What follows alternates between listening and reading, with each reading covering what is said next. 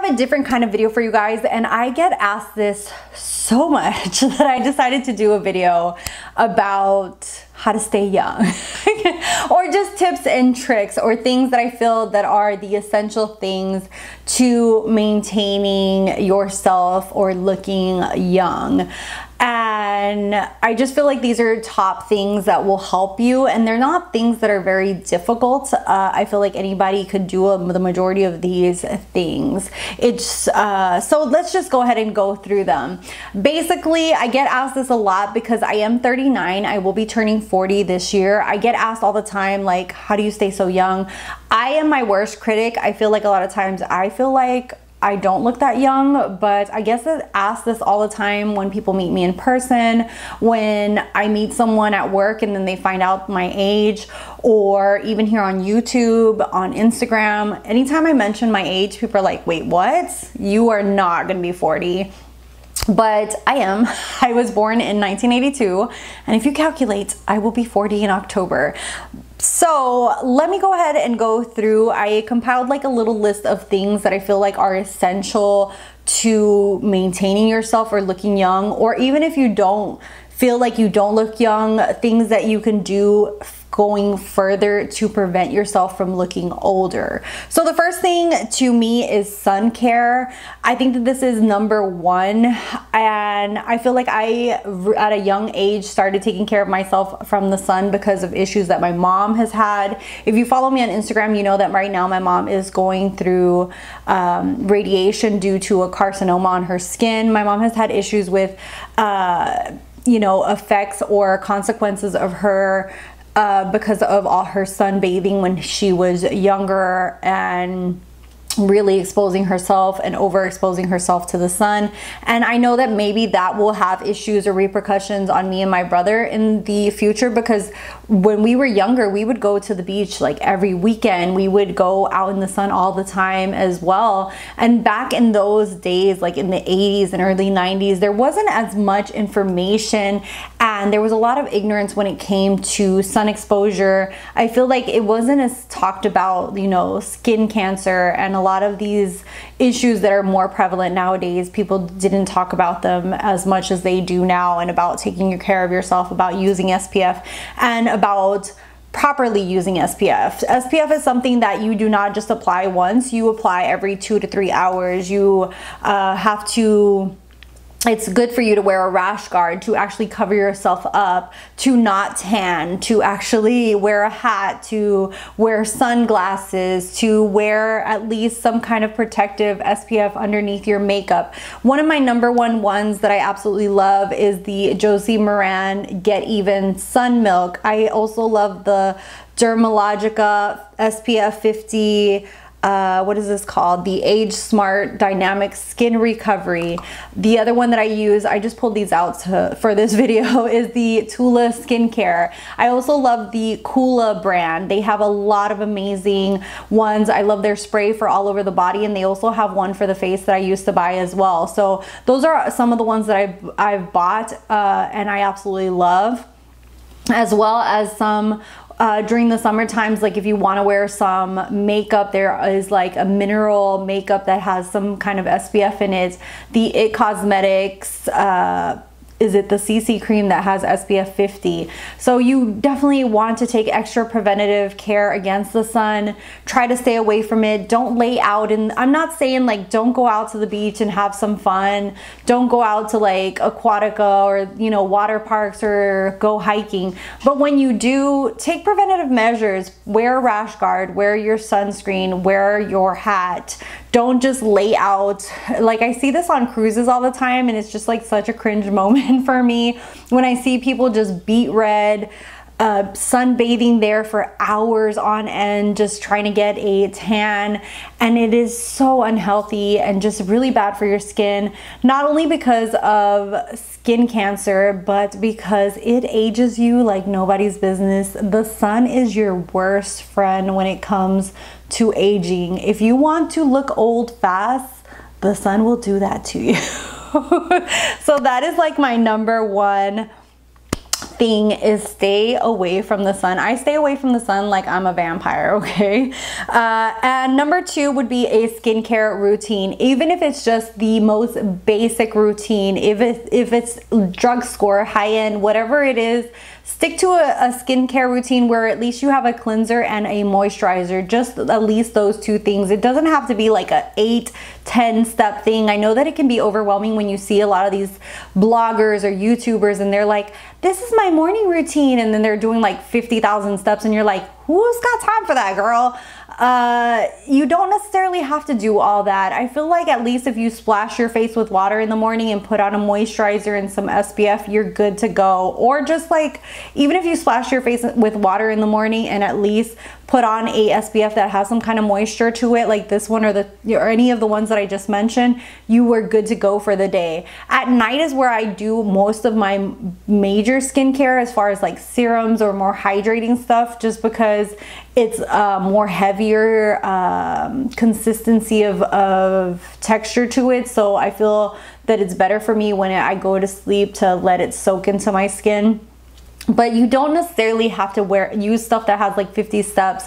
You can just buy one thing, whether it be, you know, drugstore or high-end. Try it out, use it every night, and just you know, consistency is key when it comes to skincare. Is basically use a cleanser and use at least a moisturizer or serum every night, and you will definitely see a dramatic difference in your skin. And I feel like that's the number one thing that I feel when I talk to people, is that they don't wash their face every night or every morning. And when I say every morning, necessarily I mainly wash my face with a cleanser at night. In the morning, I usually just splash it with cold water. I don't really use a cleanser per se, but I feel like that is very, very essential, is actually using a cleanser and a moisturizer, and at least in the morning, like getting some of that stuff off your face. Because as much as people think that like, oh, I took a shower the night before, whatever it is, you do sweat at night, you know, your pillow and everything, you get stuff on your face. So at least like get that junk off your face in the morning, in the night. Take off all your makeup at night. Those are steps that are essential, like just to have a clean face that will really in the long run help your face maintain itself and be younger in the long run. So I think that those are like the number one things. And then play around with what works for your skin, because not necessarily just because you love so-and-so YouTuber and they use this product and you're like, oh, I'm gonna run out and buy that because she looks beautiful and it's gonna work for me. Find what works for you. See what works for you. It could be something from Neutrogena, Garnier, or it could be something from Glow Recipe or Drunk Elephant. See what works for you. Buy travel size stuff. Test it out for a few weeks. See what works for your skin type, and then go from there. Also, there's targeted things that you can see what ingredients, and there's so much information at your fingertips nowadays with the internet. Check out what certain ingredients are, what they're used for, and see what works best for your skin type and what you're looking to improve in your skin, whether it be certain wrinkles, pores, acne, whatever it is. And if you do have major issues, go to a dermatologist. Invest in going to a dermatologist and see how they can help you really improve your skin.